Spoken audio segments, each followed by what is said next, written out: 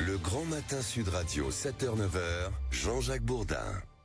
Nous sommes en direct de Lyon, 105.8 pour écouter Sud Radio, et je reçois avec grand plaisir Marien Trompette, qui est éditorialiste au Progrès. Bonjour. Bonjour. Et rédacteur en chef adjoint, directeur adjoint du Progrès Rhône. Voilà, je me suis pas trompé là. C'est je n'ai vexé personne, non. pas vos supérieurs. Non. Parce que je voudrais pas que vous ayez quelques ennuis, Marien Trompette. Bon, Marien Trompette, dites-moi.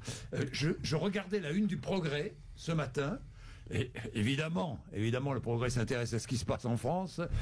Le gouvernement Barnier censuré, en dessous, en gros, 3 mois, et puis il s'en va.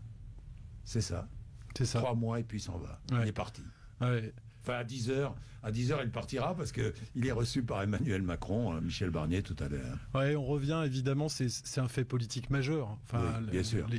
Les heures qui sont passées hier à l'Assemblée, on en parlera dans plusieurs années, je pense. Et c'est un petit peu le sentiment des journalistes qui étaient sur place hier pour le Progrès, c'est que on voit pas où on va aller après cette crise politique. Oui. Mais les Français ne voient rien, c'est vrai. Les Français s'interrogent. Absolument, on leur a donné la parole aussi. Alors justement, vous avez ouvert vos pages aux lecteurs, à vos lecteurs. Que disent-ils, vos lecteurs ?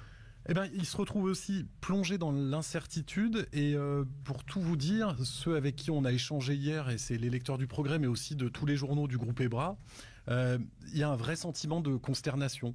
Le vote est assez peu compris. Il y a tout ça pour ça, un retour à la case départ.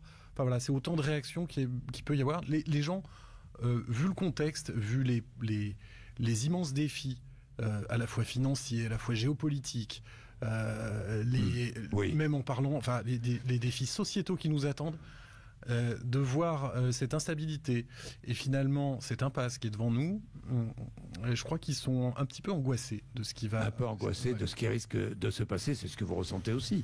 Guillaume Lamy, qui est rédacteur en chef de Lyon Capitale. Même chose. C'est exactement la même chose. C'est vrai qu'il y avait un premier sondage qui était tombé quelques jours avant finalement ce dépôt de cette motion de censure. Il y a un Français sur 2 qui était pour cette motion de censure. Ceci étant dit, quand on entendait les différents patrons des différents blocs à l'Assemblée nationale, la France est derrière moi. J'en suis pas bien sûr quand même. Oui, moi non plus, j'en suis pas persuadé. Je suis pas persuadé que la France soit derrière tous ces élus qui ont voté la censure hier. C'est une première. Pourquoi ? Parce qu'une censure, 1962, un gouvernement était tombé, on se souvient. On était gamin. Moi, j'étais gamin, mais vous n'étiez même pas né. 1962, Georges Pompidou est tombé, mais derrière, il y avait eu un nouveau vote.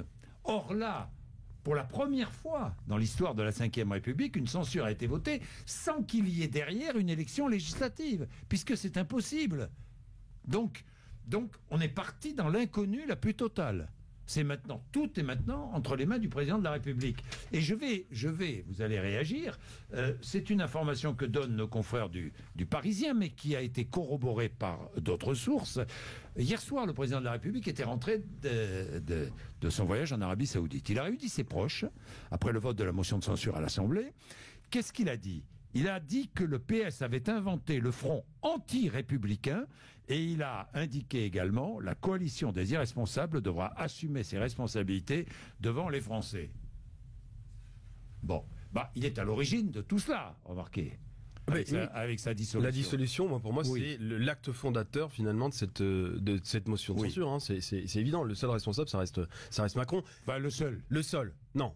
Ils sont tous responsables. Un des responsables, c'est quand même Macron. Après, il y a tous les députés qui ont voté la motion sont responsables. Il a appuyé sur le bouton et après il a demandé aux autres, arrangez-vous pour que ça tourne. Mais en fait, on voit très bien que depuis le départ, c'était biaisé. Barnier lui-même le savait. Il a très peu de doutes sur la situation.